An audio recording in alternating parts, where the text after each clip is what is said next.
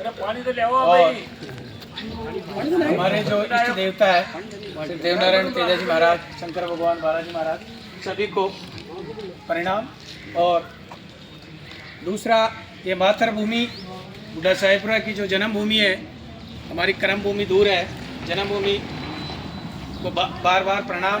और हमारे ठाकुर साहब गजेंद्र सिंह जी, उनके सुपुत्र कंवर लोकेंद्र सिंह जी को बहुत बहुत धन्यवाद कहना चाहता हूँ मैं और मेरी टीम की ओर से कि हमारे को इस गांव में सभी को पता है इस गांव की स्थिति बहुत ही नाजुक स्थिति में है। अपने जो पड़ोसी गांव है उनमें और अपने गांव में मानते हैं कि इस गांव में ईमानदारी बहुत बड़ी है।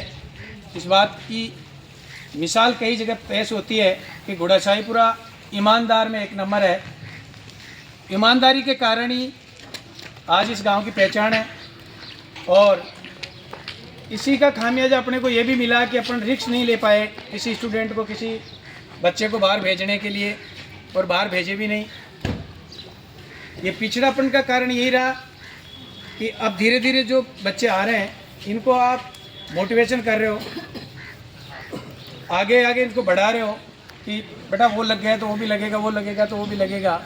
तो आज आप ये जो मोटिवेशन जिस बच्चे को मिल रहा है वो बहुत कम मिल रहा है इस गांव में, क्योंकि सकारात्मक सोच वाले बहुत कम है। नकारात्मक सोच वाले तो बेचारे जो अनपढ़ है उसके बारे में अपना कुछ अलग टिप्पणी करें तो वो उचित नहीं है। लेकिन फिर भी मैं उम्मीद से जो 2-3 साल 23 से आज अपन 25 के एंड तक चल रहे हैं, उसमें काफ़ी कुछ बच्चों ने अच्छा परफॉर्मेंस किया है। और आज जिस प्रकार से बस्ती माता ने जो इन बच्चों का और हमारा जिस हिसाब से एक सम्मान दिया है, मैं उनके लिए बहुत बहुत बस्ती का और कंवर लोकेंद्र सिंह जी का बहुत बहुत आभार हूँ। और मैं आपसे सरपंच साहब, हमारे जनप्रतिनिधि साहब यहीं बैठे हैं, मैं पहले भी कह रहा था कि शिक्षा विभाग में गांव में क्रांति लाना है, किसी भी रूप में क्रांति, गांव में जागृति लाना है तो शिक्षा आएगी तो क्रांति आएगी। शिक्षा नहीं है तो कोई क्रांति नहीं है अपने गांव में। और हाल ही में अभी स्कूल है, मिडिल से सेकेंडरी हुई है, इसमें भी अपन इतना योगदान नहीं है जितना इस स्कूल में विद्यालय में होना चाहिए। हम प्राइवेट स्कूल में जा रहे हैं, 10,000 20,000 जमा करवा रहे हैं, वहाँ बच्चे को किसी प्रकार की कोई सुविधा नहीं मिल रही है। यहाँ ये सुविधा गवर्नमेंट स्कूल के अंदर आपको हर प्रकार की सुविधा मिल रही है, छात्रवृत्ति बच्चे को मिल रही है। मैं प्रतियोगिता में पार्टनरशिप कर रहा है, लेखन प्रतियोगिता, यानी आप बच्चे को पढ़ाना चाहे, पढ़ने वाला स्टूडेंट और अच्छी खासी मेरिट बन जाती है, 75+ जिस बच्चे की बन जाती है। तो मैं आज जिस साला में मैं हूँ, मैं जैसे उस साला में गया था तो उस टाइम पे 252 बच्चे थे, आज मेरे पास कुल स्टूडेंट 743 स्टूडेंट है। और मैं वहाँ एक फिजिकल टीचर के तौर पे नियुक्त हुआ था 2000। पहली पोस्टिंग मेरी जोधपुर थी, सेकंड पोस्टिंग मेरी बीकानेर हुई श्री डिंगुलगढ़ ब्लॉक में। और वहाँ पे जब मैं ज्वाइन किया 2021 में, 2 जुलाई 2021 में, उस टाइम पे एक कोर्ट था वहाँ पे वॉलीबॉल का। आज उस गांव का मानते हैं कि मैं कुछ नहीं कर सकता हूँ, मैं ये ज़रूर है कि बाहर का हूँ। गांव वाले थोड़ी इमेज इज्जत ज़्यादा दे रहे थे, मेहनत भी करता था मैं। शाम को 8 बजे जाके खाना बना के खाना, सुबह 4 बजे ख़त्म होते 1 घंटा रेस्ट किया, 6 बजे कोर्ट पे पहुंचना। उस हिसाब से उस बस्ती ने इतना सहयोग दिया कि आज मेरी स्कूल है जहाँ मैं पोस्टेड हूँ वो राजस्थान के 25 स्कूलों का सिलेक्शन हुआ है हरिंत स्कूल के अंदर उच्च एजुकेशन में। मेरी स्कूल दूसरा नंबर पे और तीसरा नंबर पर मेरे स्कूल का नाम है ऑल ओवर राजस्थान के अंदर। तो मैं चाहता हूँ यहाँ पर भी, क्योंकि पिछली बार मेरे 38 बच्चों को लैपटॉप मिला था, लैपटॉप सुविधा गवर्नमेंट कर रखी है, स्कूटी सुविधा कर रखी है, और छात्रवृत्ति हर बच्चे को दे रही है, SC ST को फ्री किताबें दे रही है, सभी बच्चे को, लड़कियां को 1st से लेकर 12th तक की फ्री ड्रेस मिल रही है। यानी गवर्नमेंट स्कूल में गवर्नमेंट इतनी सहायता कर रही है, बच्चों की इतनी मदद कर रही है। लेकिन अपन चाह रहे हैं कि प्राइवेट स्कूल, प्राइवेट संस्था के पीछे भाग रहे, पढ़ाई नहीं है। पढ़ाई के लिए मैं नहीं मानता हूँ कि गवर्नमेंट स्कूल जिम्मेदार है। आप पढ़ाई के लिए पेरेंट्स और बच्चे, अब उसमें क्या है कि आप जाते हो 15 अगस्त 26 जनवरी स्कूल में जाते हो, डोनेशन किसी प्रकार का अपनी शाला में है नहीं, स्कूल में बाउंड्री टूटी हुई है उसकी कोई मतलब उसका आपने देखा नहीं। मैं कह रहा हूँ कि स्कूल के अंदर आप लोग कम से कम उसमें हफ्ते में एक बार आप जाके चेक करोगे आपकी स्कूल है, ये नहीं कि कोई टीचर यहाँ पढ़ा रहे हैं उसकी स्कूल है, पूरी बस्ती की स्कूल है। और आप ये सोच के कर लो ना कि स्कूल हमारी है, विद्यालय हमारा है, इसको हम साफ रहेंगे, स्वच्छ रखेंगे।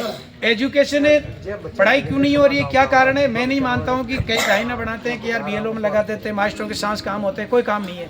टीचर पढ़ाने वाला हो और अच्छी खासी मेहनत करने वाले हो बच्चे, तो मैं कह रहा हूँ कि गवर्नमेंट स्कूल से अच्छी पढ़ाई कहीं नहीं हो सकती। तो आपसे मैं उम्मीद करता हूँ, सरपंच साहब से भी ये उम्मीद करता हूँ, जो स्टाफ का मैं उसकी मांग करें, आपके लेटर पेड पे मांग करें, जो शाला के अंदर स्टाफ नहीं है उसकी पूरी मांग करें। और जो स्कूल के अंदर यहाँ जो अपना आज ये बच्चे बैठे, हम आप लोगों के सामने बैठे हैं, ये क्रांति शिक्षा की देन है।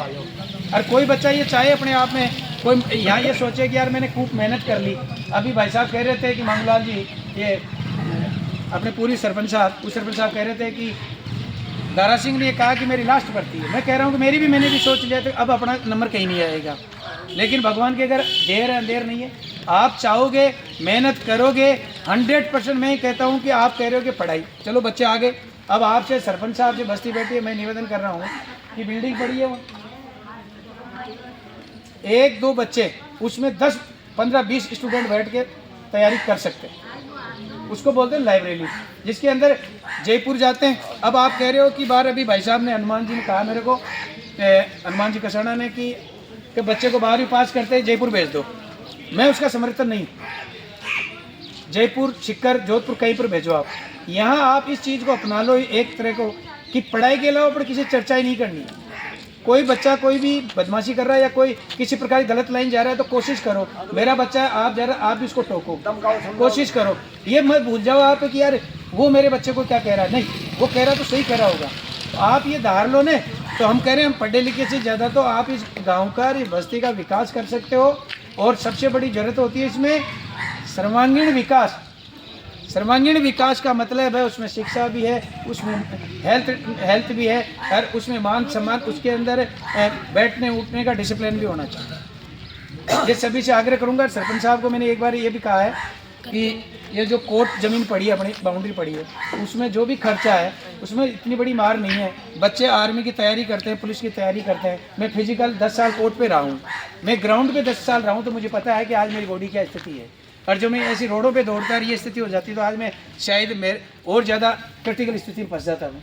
आज बच्चे रोड पे दौड़ते, मैं कई बार आता हूँ, रोड पे दौड़ रहे हैं तो घुटनों में कई प्रकार की प्रॉब्लम होती है, मेडिकली प्रॉब्लम हो जाती है। और जैसे जैसे मान के चलो नंबर नहीं आया बच्चा कि वो घरगृहस्थी करेगा तो उसमें प्रॉब्लम आएगी। तो मैं चाहता था कि ये जो बाउंड्री पड़ी इसके 4 फुट की या 5 फीट की राउंड करा दो, चाहे 100 मीटर, 200 मीटर, 300 मीटर जो भी ट्रैक होगा, तो हमारे बच्चे उसमें खेलेंगे, जाएंगे, कोर्ट में जाएंगे।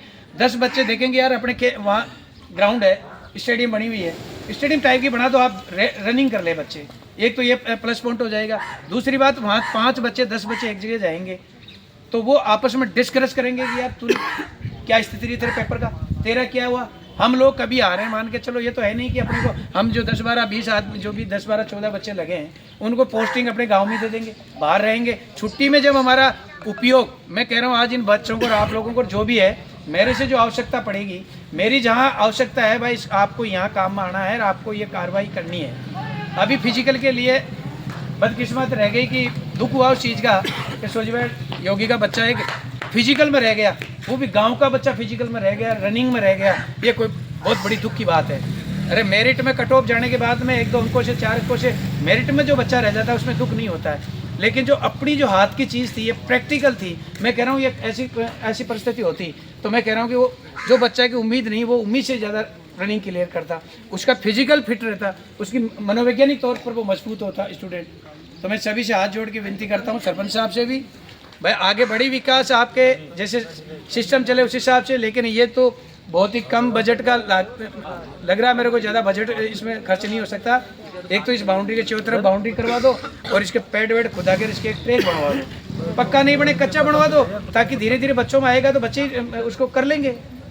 आप लोग यहाँ बैठे हो, वहाँ 20 छोरे खेल रहे हैं तो यहाँ घूमते हैं, जैसे मान लो मैं आके बैठ गया तो आप तो सीधा बैठोगे तो बच्चों को भी लगेगा, आपको भी लगेगा अपना बच्चा सही मेहनत कर रहा है, सही दिशा में चल रहा है, सही दिशा में कदम रख रहा है।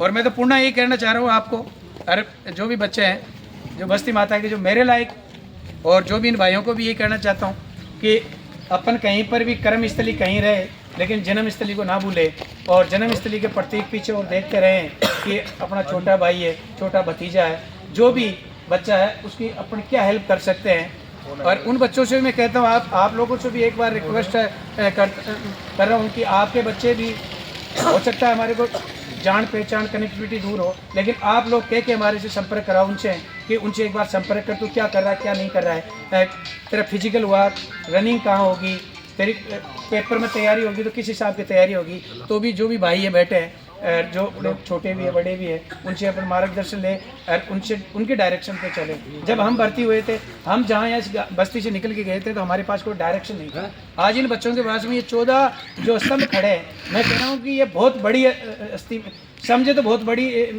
स्तंभ है इन बच्चों के लिए, आने वाली फ्यूचर के लिए, आने वाली पीढ़ी के लिए।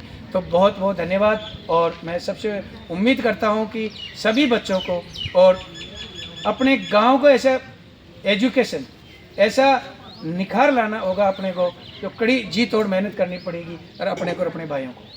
पुनः लोकेंद्र सिंह गंगाराव जी को बहुत बहुत धन्यवाद। थैंक यू, धन्यवाद।